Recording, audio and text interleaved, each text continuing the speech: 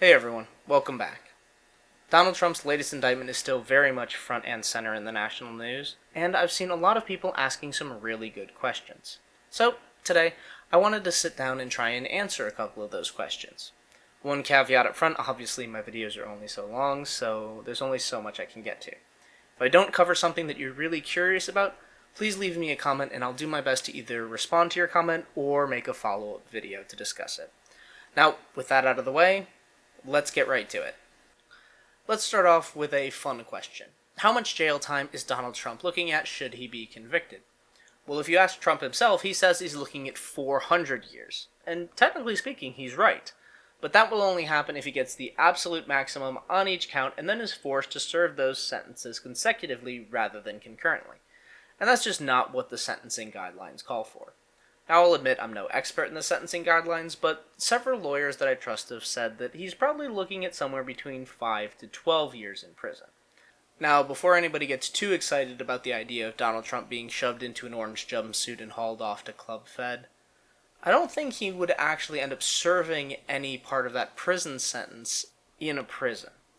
And that's because he is still a protectee of the U.S. Secret Service, and that could pose a whole lot of complications to actually imprisoning Trump.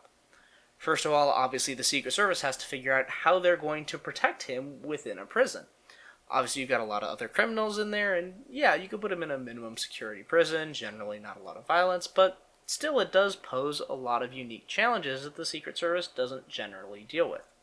Additionally, with all the extra work the Secret Service is going to have to do, that is likely going to interfere with the normal operations of whatever prison Donald Trump might find himself in. So, at the end of the day, I could see where a judge looks at this and goes, okay, Donald Trump, you've been sentenced to 7 years in prison, and you will serve that sentence under house arrest. As, when it all comes down to it, the Secret Service will have a much easier time protecting Trump that way and will essentially be serving as his jailers, and then the judge doesn't have to inconvenience some prison by throwing the burden of having the former president and his security detail constantly walking around the halls.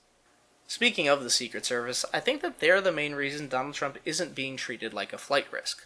Normally you would think a billionaire with a private jet and a lot of connections to foreign countries would be the dictionary definition of a flight risk, but they didn't even so much as take Donald Trump's passport, let alone give him an ankle monitor or even consider detaining him pre-trial.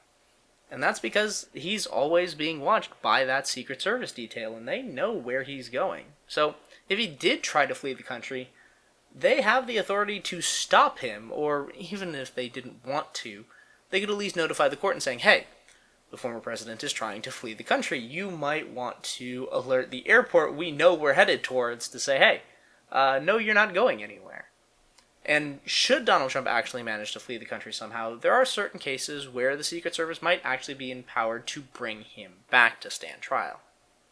Additionally, given that he is running for the Republican nomination for president, and generally speaking Trump's ego and his belief that he is above the law, I'm sure that he wouldn't want to flee the country anyway, as that would show weakness and it would really hurt his chances of becoming president again.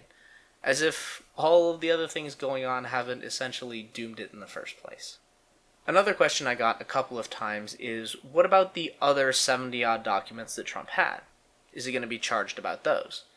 And the honest answer is probably not. There have been a number of espionage cases in the U.S. where the defendant wasn't actually indicted or charged because the documents were too sensitive to bring before a jury.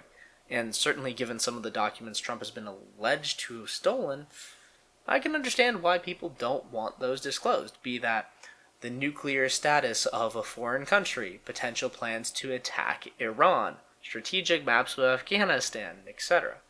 Those are things just are not going to be declassified because they would compromise far too many intelligence assets. And so, because they can't be brought before a jury, there's no real way that Trump could be charged over them.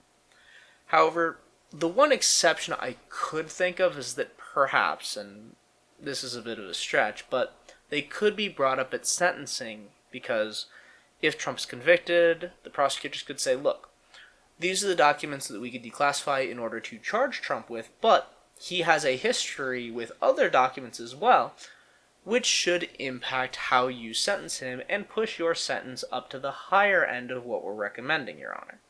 So, again, that's something we'll have to wait and see how the trial plays out, but generally speaking, I think these 31 charges regarding the documents that we're seeing currently are probably going to be the only ones we're going to see because they're the only ones that can be safely declassified and shown to a jury.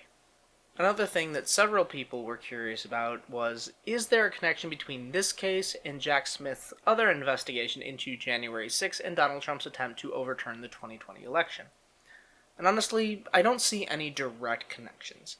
It looks more like Merrick Garland said, I need someone to investigate Donald Trump on these two different things. It might as well be the same guy. And then Jack Smith got the job. And even so, when you look at the facts of the two different cases, they don't really relate. A lot of the documents that we're seeing in the Mar-a-Lago case, Donald Trump already had access to during the events leading up to the 6th because he was president at the time. And most of the documents that we've heard about relate to foreign issues. The nuclear status of a foreign country, a potential attack plan for Iran, military maps of Afghanistan, etc. None of these documents would have really helped Trump with the coup he was plotting, so I think this document thing might just be something that Donald Trump did to himself because he was stupid and arrogant and thought, this is mine. I want to keep all my cool mementos and all the secret things that I've had because I can. I'm above the law. And I honestly think that might be most of the motive for how we ended up in trouble with the documents at Mar-a-Lago. Obviously, the January 6th investigation is probably the more serious of the two.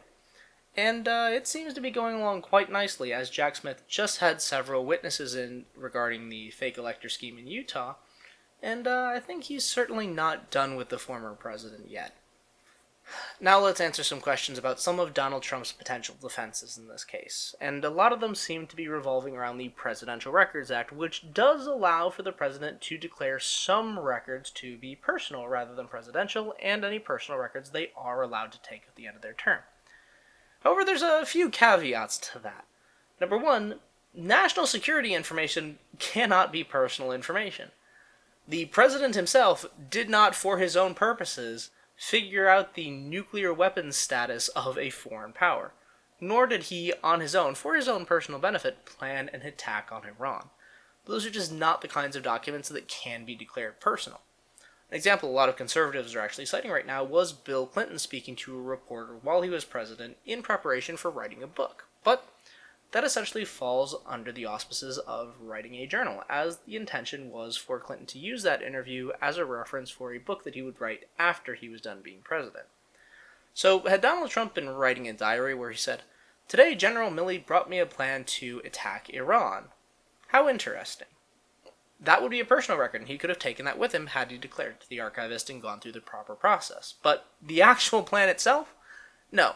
That is a document developed by the Department of Justice for the president's use, and therefore is very much a presidential record. Another thing that a lot of conservatives are overlooking when it comes to the Presidential Records Act is that the president can't just point at a document and say, I'm going to make that personal, and it's so. Much in the same way that Donald Trump can't telepathically declassify documents. As with anything in the government, there is a process, and where there's a process in government, there is paperwork. So if Donald Trump had declared this as a personal record, the archivist would have had the paperwork to back that up. Now, if you want to know more about that process, I will link an FAQ from the National Archives regarding this process, as apparently they've gotten a little bit fed up of answering these questions over and over again and created a specific FAQ for the Presidential Records Act as it applies to this particular case. So, feel free to check that out if you want to know more. But, at the end of the day, the important part is, had Donald Trump gone through the process, there would be evidence to show that. And so far, he hasn't produced any of that, so it stands to reason that he doesn't actually have that evidence. And he didn't actually declare these as personal records. Another thing a lot of people are curious about is why Mike Pence and Joe Biden aren't being indicted when they also had classified information in locations where they weren't supposed to. And the simple answer comes down to what Donald Trump is being charged with, and that is willful retention of national security information. When Joe Biden and Mike Pence found out that they had classified information, they immediately returned it to the government. As a matter of fact, Mike Pence was more than happy to have the FBI come out and help him look so that he could be sure that every single document went back to the government where it belonged. On the other hand, Donald Trump seems to have done everything in his power to prevent the government from recovering its documents.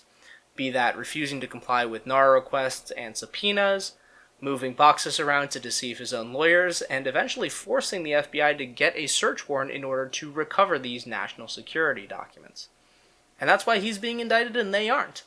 He willfully retained these documents, whereas Pence and Biden were more than happy to give them back. The last question I want to cover is, where do we go from here? What should we be paying attention to going forward? And for me personally, I'm going to be focusing on the pretrial motions made by Donald Trump's lawyers, whoever that might end up being. The thing that we're going to see in these motions is essentially a preview of his defense at trial, as lawyers have to give those arguments to the opposition and the judge in order to have them approved to be brought before a jury. This process allows either side to object to another side's arguments, saying that, hey, that's not good law, or they don't have the evidence to back this up, and a judge can rule on which arguments are going to be admissible. That way, neither side has the opportunity to mislead a jury once the jury is impaneled. That's a good way to get to a mistrial, and that can cause all kinds of other issues. So, lawyers try and avoid that by putting their arguments out there beforehand and getting a judge's ruling before any trouble can happen. So we're going to get a pretty clear picture of the defense Donald Trump's lawyers intend to make, and once we get a good idea of what it is, we'll be able to judge how strong it might be. Until then, if you have any other questions, leave me a comment, and think about it.